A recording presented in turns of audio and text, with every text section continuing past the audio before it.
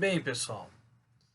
Viemos então para o nosso último videozinho sobre as três grandes batalhas das guerras médicas. Guerras médicas que ocorreram então entre espartanos e atenienses, via de regra, unindo todo o povo grego em torno dessas duas grandes potências. Talvez tenhamos ali uma terceira cidade, que é Corinto, contra um inimigo externo, na famosa Liga de Delos, que foi construída para lutar contra os invasores estrangeiros, em especial contra o Império Persa, que era a superpotência imperialista da época. E nós estamos falando aqui do século V a.C., ano de 480 a.C. Nós estamos na terceira grande batalha. A primeira, nós já falamos, então, foi a batalha lá de Maratona, vencida brilhantemente pelos gregos, de maneira estratégica, de maneira, digamos assim, muito raçuda, porque eles tiveram que fazer muitos movimentos muito rápido para conseguir conter essa impetuosidade persa, que também subestimou um pouco tanto a inteligência quanto a força do povo grego, em especial os atenienses. Num segundo momento, o grande protagonista talvez tenha sido Esparta, com seus 300 na batalha do Estreito de Termófilas. E agora, nesse derradeiro momento da história, já que está 1-1, cada lado ganhou uma das batalhas, embora, vamos dizer assim, pelo saldo de gols, os persas, ainda que com vantagem, eles se arranharam muito ali, na batalha de Termófilas. Foi uma coisa relativamente feia para eles, que tinha uma desproporção tão grande de homens quanto tinham, de no mínimo 10, mais de 10 para 1, e conseguiram ainda perder cerca de 10 mil homens nessa batalha. De qualquer forma, eles agora estão em vantagem, Nós vamos ver que os persas, após a batalha do Estreito de Termófilas, eles tinham só de navios uma armada de cerca de 700 grandes navios de grande porte. Grandes navios de grande porte é bom, Grandes navios, ou navios de grande porte, embarcações de grande porte. Eles são os vencedores de Termófilas, eles invadem lá a cidade de Atenas, incendeiam, pilham, roubam, etc. e tal. E o problema deles é que os atenienses, a maioria dos cidadãos e dos guerreiros atenienses tinha fugido da cidade. Então eles ainda tinham esse problema, eles ainda não tinham derrotado os gregos. Mas eles vão ter 700 navios de grande porte e cerca de 150 mil guerreiros. Isso, no conjunto, dá cerca de 2 vezes o conjunto da frota da armada grega. Mais de 2 vezes, com certeza. Então, eles tinham mais gente para brigar e mais navios. Então, eles estavam com a faca e o queijo na mão, como a gente diz, Porém, os gregos, eles tinham um cara chamado Temístocles, que era um general muito diferente, muito especial, um grande estrategista.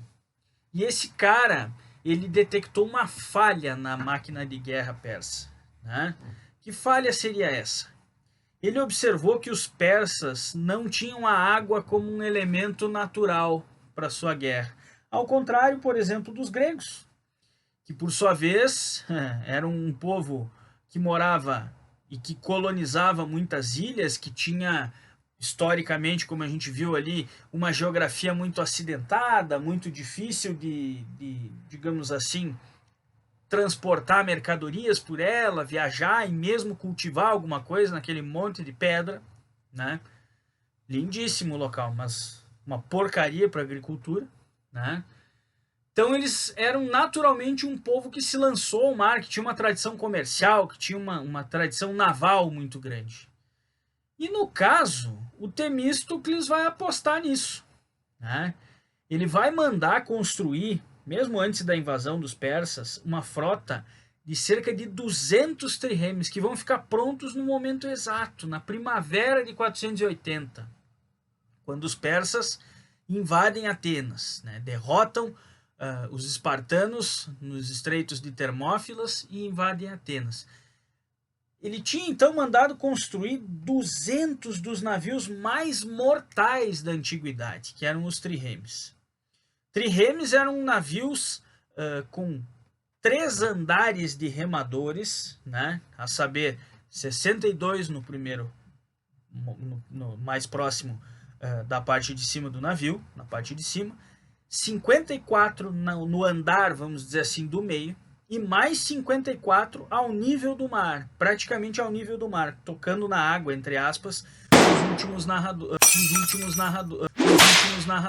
últimos remadores. Então a gente vai ter um navio que era o mais mortífero navio de guerra do mundo antigo, né? Com essa quantidade tão grande de remadores, os gregos eles tinham cerca de 34 mil remadores ao todo só para esses navios, percebam? Era algo bastante interessante, algo muito importante somente em termos de soldados. E vamos combinar, um cara que é um remador de um navio, ele é um armário, ele é uma porta, é um cara extremamente forte, né? Porque é um trabalho, vamos combinar. E aí tá aí o nosso Vitor Hugo olhando pra gente na estante, né? O Jean Valjean, um trabalho de preso remar nas galés ou num trireme na antiguidade. Então os caras ficavam grandão, né?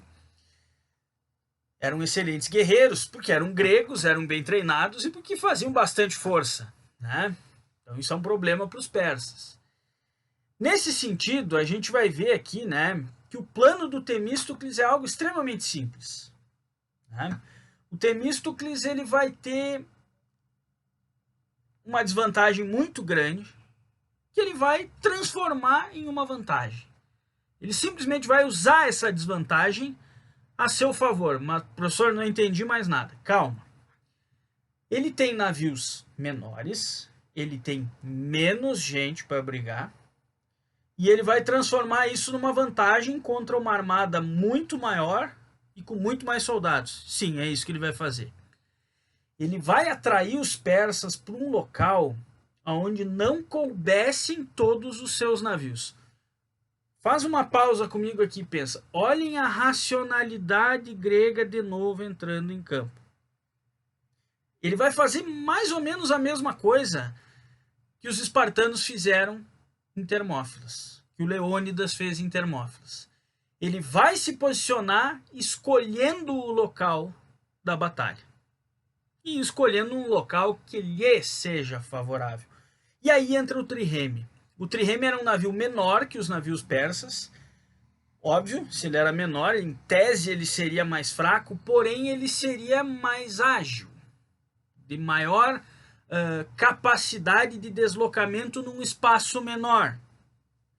O que faz a gente crer que isso vai se tornar uma vantagem muito importante num local onde um monte de navio grande não consegue se mexer.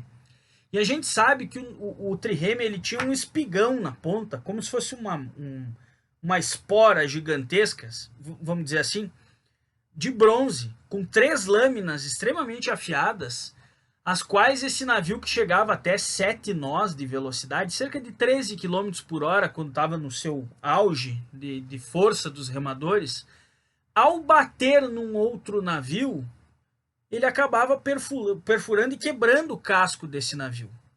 E aí, bom, aí esse navio vai afundar. E no meio do mar, um navio afundando é um terror. E aí, bom, tem um outro detalhe. A gente sabe que os guerreiros gregos pulavam e atacavam esses navios, além de bater para afundar, e saíam trucidando todo mundo que estava pela frente. Porque no combate, corpo a corpo, a gente já viu que as armas dos gregos eram melhores, seu treinamento era melhor, seu preparo era melhor, e aí, bom, aí era um Deus nos acuda para os persas. Percebam a jogada do Temístocles, ele teve uma sacada genial aqui. Porém, como é que ele vai botar isso em prática? Ele vai se valer de uma, digamos assim, tradição persa, ou de uma, digamos assim, de uma comodidade, até mesmo uma soberba dos persas. Eles eram acostumados a vencer guerras por meio de traições. Lembram lá do Efialtes, o cara que traiu, que contou que tinha uma passagem para que se pudesse cercar os 300 de Esparta? Pois é. Eles faziam isso muito. Eles subornavam líderes, eles aproveitavam-se de traidores que levavam notícias até eles, porque era mais cômodo e era mais fácil, vamos combinar. Em vez de você botar as tuas tropas em guerra, você simplesmente comprar o teu inimigo, né? Evitar um uso desnecessário de força, né? Até para se poupar. E aí o Temístocles, que era muito inteligente, sabedor disso, resolveu apostar. Vou mandar um emissário de minha confiança, se passando por um traidor. E esse cara chegou então até o Xerxes e ele deu a seguinte notícia para os persas, de que os gregos estariam desorganizados perto da ilha de Salamis ou Salamina, nos estreitos de Salamina, e que se a frota persa fosse enviada para lá à noite, poderia surpreender os gregos, que não teriam como fugir, pela manhã e definitivamente vencer essa guerra. Até aí tranquilo, né? O que vai acontecer? Os persas vão morder a isca. E pela manhã eles chegaram com uma super frota de navios em um local extremamente estreito. E quando eles fizeram a volta, eu vou mostrar nos mapas para vocês ali, no estreito de Salamina, e dão de cara com os gregos não estão desorganizados, eles estão em formação de batalha. Então ficou de forma muito favorável aos gregos o cenário, no sentido de que os barcos persas não podiam dar meia volta e fugir, eles eram em muitos, e porque eles também não fariam isso de qualquer maneira, mas a maior dificuldade seria mesmo dar meia volta e fugir dos gregos, que seriam mais rápidos, eles têm barcos menores, né? E a quantidade enorme de barcos persas que não conseguia, inclusive, entrar ao mesmo tempo dentro do estreito, né? E ao fazer isso, ao acontecer isso, os persas se depararam com um cenário muito desfavorável no qual eles tiveram que lutar. E aí foi um Deus nos acuda, né? Os gregos prontos para a batalha. Iniciou-se essa batalha cedo da manhã e durou mais ou menos até às 5 da tarde, né?